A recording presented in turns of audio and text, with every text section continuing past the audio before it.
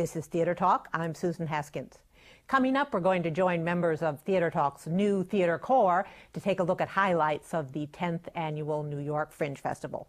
But first, let's go back to June when Michael Riedel and I interviewed a man who for the past 10 years was one of the most powerful people on Broadway. After 10 years as the head of the League of American Theaters and Producers, Jed Bernstein is stepping down, moving on to greener pastures, I'm sure. But we wanted to look back on his tenure with him tonight on Theater Talk. He's been at the center of all sorts of battles and controversies and joyous occasions on Broadway. Jed, welcome to Theater Talk. Thank you. It's great to be back. So it's got to have been a lot of fun for you to be at the center of Broadway for the last 10 years. You must leave with some sort of sadness and feelings of leaving the very glamorous world. How's that feel? Well, you know, I'm leaving I'm staying in a glamorous world because I'm going off to produce. But, yes, everybody wants to be a producer, including the head of the league. That's right. But I leave with much sadness. It's been really a dream come true for a you were an advertising I was an advertising guy and grew up in New York City, always loving the theater and wanting to be a producer. And when 10 years ago or 11 years ago now I got the call, it was really a dream come true. So I will miss a lot of things, but I'm very excited about, you know, being able to spend full time doing creative stuff instead of just, you know, a slice of the job. And you'll be in a position fairly soon to drive the new head of the league crazy, as all the producers have driven you crazy over the years.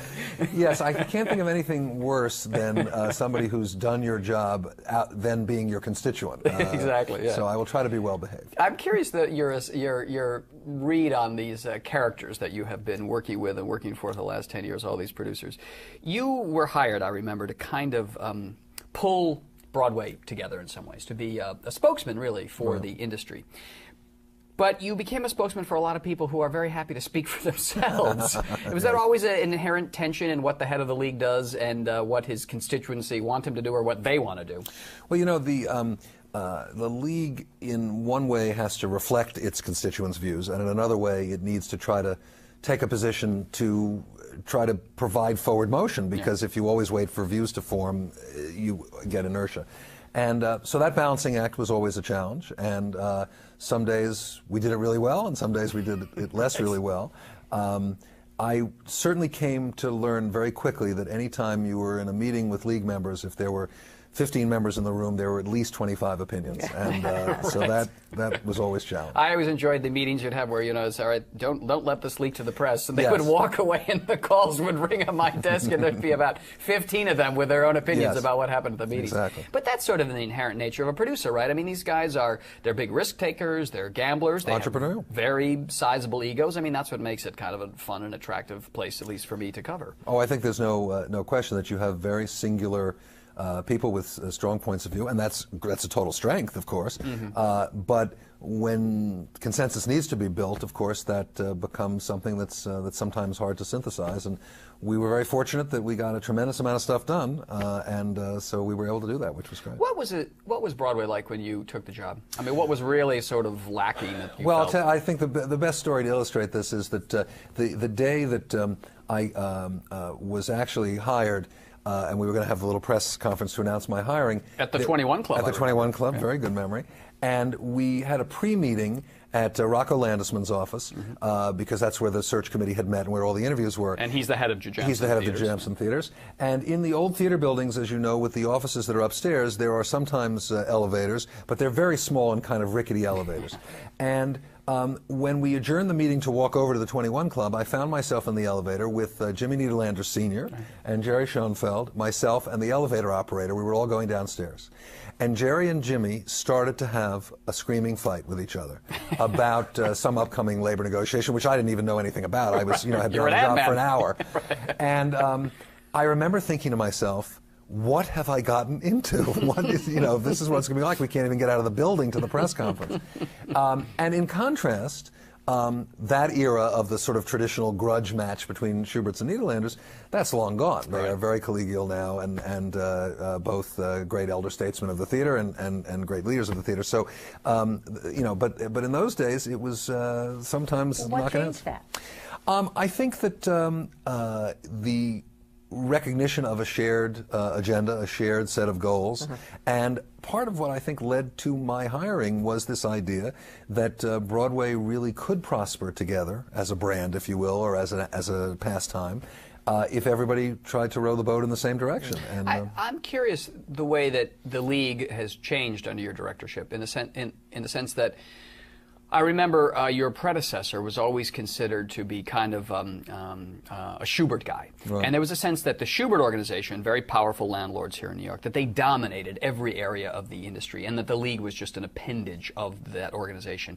Did you consciously try to pull away from the league's close association with the Schubert organization to represent everybody else who's producing on Broadway? Well, I don't think so. I mean, that legend about the Schuberts in the league, you know, glass half empty, half full. You know, the Schuberts also stood by and supported the league as the dominant dues payers and people involved for decades, literally. You know, there have been all sorts of life cycles. The Schuberts were not members of the league for a while in the 50s. The Nederlanders have not been members of the league at different times. Different producers have not been members at different times. So that's very changeable. But my goal in the beginning was to be very welcoming and inclusive. So it wasn't pulling away from anybody, but it was very much, and particularly with the road, which I spent a lot of time on and quite happily, to make everybody feel that there was some point of entry. When I got there, and somebody called me up to say they wanted to apply for membership, and so I called to the person in the group who was in charge of that, and I said, well, can we just send them an application? And they looked at me like, well, what are you talking about? We don't really have an application. So I said, well, how do people join? Well, we pick. We don't really know, you know, how it works. So, you know, we've gotten far beyond that, fortunately. Now, within the last 10 years, you've seen a rise of a new powerful entity on Broadway, Disney. Yes. I was going to say the corporation, but in some sense, I think that's a canard in that it's really only Disney. The other corporations have kind of come and gone. Clear Channel to some extent too, but they are beginning to fade out a bit. How important has Disney been to the league? Well, they're not a member, are they? No, they're not. But they're very important to Broadway, and they play closely with the other people on Broadway. They do indeed, and they've really transformed this industry. Would you say? They have made a tremendous difference. I think. First of all, they send out the sort of marketing signal to the people that Broadway is a middle-class, accessible pastime. And they have, of course, had great long-running success with most of their shows, providing a lot of employment. They have brought a big emphasis on technology and sort of ticketing policies and approaches, which I think showed the way for a lot of people. And of course, their role in the transformation of 42nd Street has been well documented, and the New Amsterdam Theater is gorgeous, but it also stimulated a lot more activity on the street. Amazing change. How come they never joined the league? Well, I think that Disney has always been cooperative with us on the labor front, very often on the marketing front, but they have found that in terms of their overall policies and programming, that going their own way has made more sense for them. Mm-hmm. I think that they are very independent-minded in all their relationships with chambers of commerce, with government relations, things, all sorts of things. They have a very, strong corporate position that they take. And I found it very frustrating. It's one of the things that I sort of was left undone, that when I came, they weren't members, and I thought, well, I'm going to get that fixed. I'm going to try to find a way to make it comfortable for them, and we never got there. So hopefully my successor will figure out the clue. Tell him Tarzan's brilliant. The best musical you've ever seen. Looking back at your time, you went through some tense labor negotiations. A lot of the sort of big flare-ups, controversies you were at the center of. What was, from your mind, the really toughest, the tensest time for you in the job? I think the tensest times, I think I would pick two things. September 11th, certainly. Yeah. Those 72 hours or 96 hours after September 11th, when we didn't know if and when Broadway was going to reopen, if shows were going to be able to reopen. And that was a real possibility that you were going to lose most of the shows. I know, now it seems like, well, that was silly. That was never going to happen. But in fact, at the time, shows are so thinly capitalized that the idea that you could shut down, like you shut down an automobile plant for a week and somehow it's able to reopen, it doesn't work like that, because people drift off into other jobs if it's actors, or there's fixed costs that you can't get rid of. And it was really Mayor Giuliani who gave us the clue, which was that in wanting to communicate that New York was open for business and that we had survived this and we were going to go on, he really pointed to Wall Street and to Broadway as two symbolic industries, and that's why he urged us so strongly to reopen so quickly. Mm-hmm.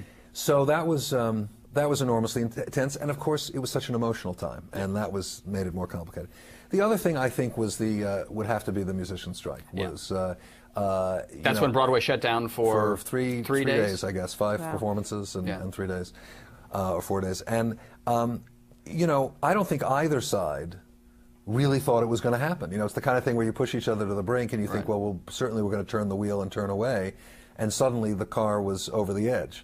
And it was very difficult because both sides were so passionate, of course, about the positions they had taken. I think what I found reassuring was that the last time there was a strike, which also had been a musician strike in the 72, in the 70s, right? I think Broadway was shut down for 3 weeks or 4 weeks, and I knew that Broadway had taken a position in so integral to New York and the economy and tourism that could never be allowed to happen. The city would not allow it. The city would not allow it. The other unions would not allow it to be happen. It would not allow it to happen. So that was reassuring that I felt like Broadway wasn't going to be dark open-endedly, but there were a lot of tough times. That Friday afternoon, when Actors Equity voted to support the strike. And who called you? Did Alan Eisenberg, the head of Equity, call you to tell you there's going to be a strike? He did. Is that how it worked out? He did call to tell us. There was a meeting in the afternoon, and I remember we were caucusing around 6 o'clock, and we hadn't even made the signage to put on the front of the theaters, you know, that if the theaters were going to be, we were so sure that we were going to be able to play that night, we didn't even have the instruction signs, so we were with magic markers, you know.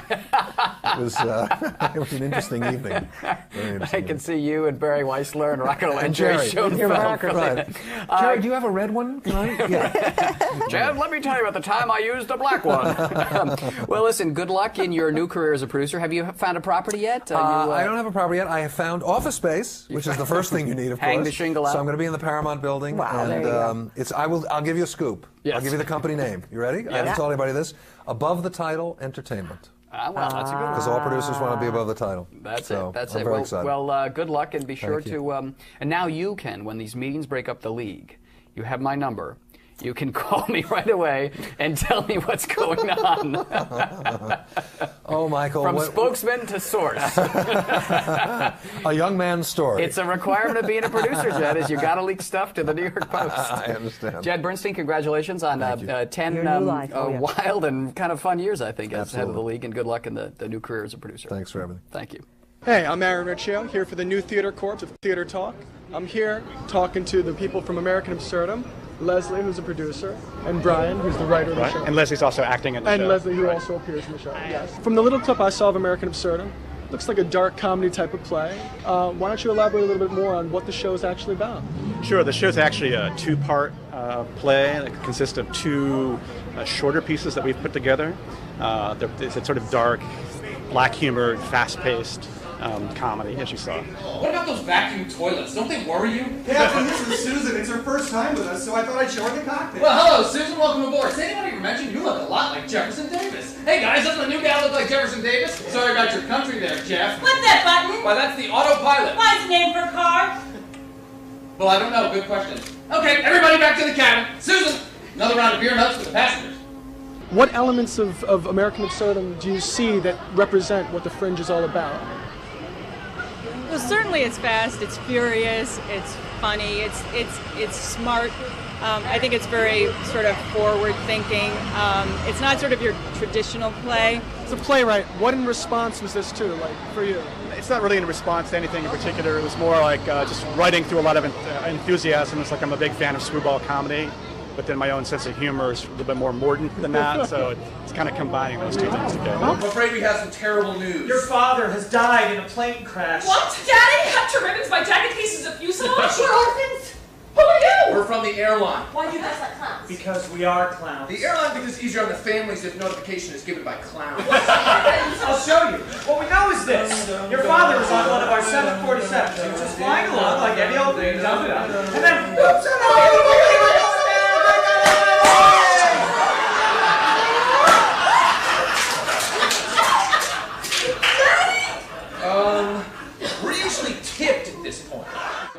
I'm Jennifer Stackpole here with Theater Talk from New Theater Corps. It's me. I'm here with Diane Neal from Law and Order, who is the producer of one of the shows that's in the Fringe Festival this year. Fringe Festival called Modern Missionary. Modern Missionary. Yeah, it's actually.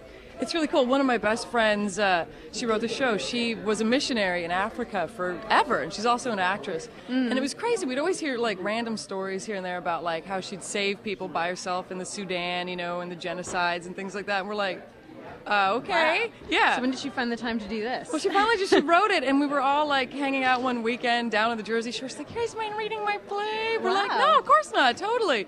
And I read it as I was falling asleep, and had to call her immediately. Like, from her bedroom was underneath mine, but I was too lazy to walk down the steps. I'm like, "Is that true? Did that all really happen?" The first person goes and takes her bath, but she doesn't empty the water. She calls the other one in to come and see it. Then the next person does the same. The challenge is to see who has the dirtiest water. I won last week. Couldn't even see the bottom of the bathtub, it was so brown. Am I supposed to feel sorry for you? Because you get dirty here in Africa. I'm here with the writer and also an actor from the show Modern Missionary. Can you speak more about the show and sort of its development and how it came about? Yeah, actually I wrote it a couple years ago about my experiences in Africa. I worked in Kenya, Uganda, Sudan and Rwanda in the 90s with children and also various relief efforts. And so a lot of things happened to me while I was there, and I really felt like I wanted to put them down on paper. When my father married my mother and moved into Uganda, he stepped into the middle of another war. Idi Amin was still in power, and we became refugees. I was 11 and my brother was 2 classes ahead of me, and then our little sister. My father always said if we were lost in the fighting, to meet at the border of Kisumu. I guess he knew. One day he was out and the soldiers, they attacked our village. They shot my mother in the head 5 times. The 3 of us, we ran into the bush. The soldiers, they didn't care about chasing children. My neighbor, he started to fire at them and they chased him. We traveled at night, we slept during the day. We ate boiled leaves, we stole from farms along the way. I didn't notice her getting weaker. I was spoiled. I was hungry. Kagwa, he was feeding her from his food, but I kept my own. I thought she was finding her own food. You know, because a lot of people, we get these little clips on the news that don't really delve into, you know, the severity of the problems in the Sudan or in Kenya or just Africa in general. And I think this play would bring that message right to an audience that would otherwise not necessarily know. So the more people get to see it, the better. I'm here with Michael Roberts and Charlie Schulman. That's right, and they have a production here called the Fartiste. Now, tell me a little bit about this. It takes place in Montmartre at the turn of the century, where Bohemia was born. We have this tremendous cast of several Broadway veterans, 2 Tony-nominated Broadway actors, and a great choreographer, Richard Move, and director John Rubin. And they were attracted to the material, and that's why they've really given up their summers to do this summer, to do this show down at the Fringe, because they were drawn to the material, and we're really flattered by that and excited by that. And we think that we're going to do something very special here at the Fringe.